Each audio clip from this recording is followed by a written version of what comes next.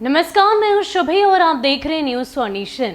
ये कोरोना महामारी जहां कई सारे लोगों की जिंदगी में आपदा बनकर आई है, तो वहीं दूसरी ओर कुछ लोग ऐसे भी हैं जो इसे अवसर के रूप में इस्तेमाल कर रहे हैं। जी हां, बिल्कुल सही सुना आपने।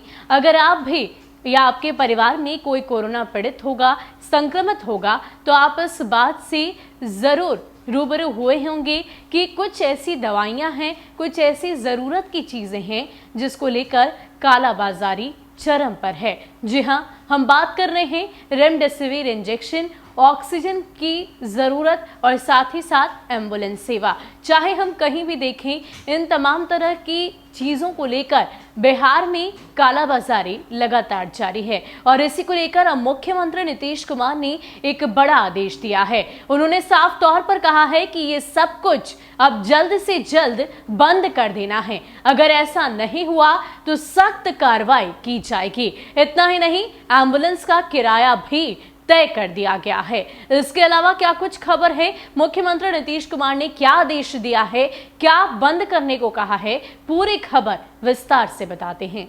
खासकर अगर रेमडेसिविर और ऑक्सीजन सिलेंडर की कालाबाजारी की बात करें तो ये मामले ज्यादा सामने आ रहे हैं। वहीं ऐसी शिकायतें भी हैं कि एम्बुलेंस वाले भी मरीजों से मनमाना चार्ज वसूल रहे हैं। अब सीएम नीतीश कुमार ने साफ कहा है कि इस तरह की कालाबाजारी करने वालों के खिलाफ सख्त कार्रवाई की जाएगी। इससे पहले सीएम ने वर्चुअल मीटिंग में ऑक्सीजन के अलावा दवा, एम्बुलेंस समेत तमाम जरूरी संसाधनों की उपलब्धता की गहन समीक्षा की। उन्होंने कहा कि राज्य में कोरोना का संक्रमण तेजी से बढ़ रहा है। कोरोना मरीजों की बढ़ती संख्या को ध्यान में रखते हुए ऑक्सीजन की जरूरत का आकलन कर ऑक्सीजन उत्पादन की क्षमता को बढ़ाने के लिए तेजी से काम करें। मुख्यमंत्री ने कहा कि पता करें कि वैसे कौन से दुकानदार हैं जो रेमडेसिविर और ऑक्सीजन सिलेंडर बाजार में बेच रहे हैं। संकट के इस दौर में गड़बड़ करने वाले धंधेबाजों पर नजर रखें और कड़ी कार्रवाई करें। मरीजों से मनमाना चार्ज वसूलने वाले प्राइवेट एम्बुलेंस वालों पर कार्रवाई करें। स्वास्थ्य विभाग अपनी तरफ से एम्बुलेंस की संख्या को और भी ज्यादा बढ़ाएं। उन्होंने कहा कि ऑक्सीजन की जरूरतों का आकलन कर ऑक्सीजन उत्पादन क्षमता को बढ़ाने के लिए तेजी से काम करें। इसके लिए refilling plant, bottling plant, tanker समेत अन्य की व्यवस्था के लिए जरूरी कदम उठाने को कहा। इसके लिए सरकार राशि उपलब्ध कराएगी। उन्होंने कहा कि सरकारी मेडिकल अस्पतालों में बेडों की संख्या को अधिक बढ़ाने और किसी को भी बेड, ऑक्सीजन और दवा की कमी नहीं होने पाए, इस बात की पूरी व्यवस्था की जाए।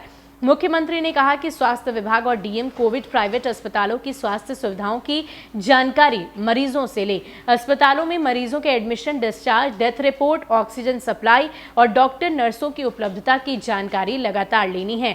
बैठक में मुख्यमंत्री के प्रधान सचिव दीपक कुमार चंचल कुमार मौजूद थे, जबकि वीडियो कॉन्फ्रेंसिंग के माध्यम से डिप्टी सीएम तारकिशोर प्रसाद, रेणु देवी, स्वास्थ्य मंत्री मंगल पांडे, उद्योग मंत्री सैयद शाहनवाज हुसैन, मुख्य सचिव त्रिपुरा शरण, विकास आयुक्त आमिर सुबहानी, स्वास्थ्य विभाग के प्रधान सचिव प्रत्यय अमृत, सूचना एवं जनसंपर्क सचिव अनुपम कुमार, सीएम के ओएसडी गोपाल सिंह समेत अन्य अधिकारी मौजूद थे। यानी कि जिस तरीके से इस आपदा की घड़ी को कुछ लोगों ने अवसर के तौर पर देखा है, कालाबाजारी बिहार में चरम पर है। ऐसे में मुख्यमंत्री नीतीश कुमार ने एक बड़ा आदेश दिया है कि जैसे ही इस तरह के लोगों की पहचान होती है, पहले तो इन पर कड़ी कार्रवाई करनी है, सख्त नजर बनाए रखनी है और अगर ये पकड़ाते हैं तो इन पर सख्त से सख्त कार्रवाई की जाएगी। साथ ही साथ आपको बता दें कि मुख्यमंत्री नीतीश कुमार के द्वारा इस बात को लेकर भी जिक्र किया गया है कि प्राइवेट एम्बुलेंस की सेवा अगर कोई लेता है तो उसे कितना चार्ज देना होगा, इस बात को भी फिक्स कर दिया गया है। साथ ही साथ मुख्यमंत्री नीतीश कुमार ने पुलिस कर्मियों की छुट्टी भी रद्द कर दी है। फिलहाल के लिए इतना ही। ज्यादा अपडेट के लिए आप बने रहे न्यूज़ फॉर नेशन के साथ। नमस्कार।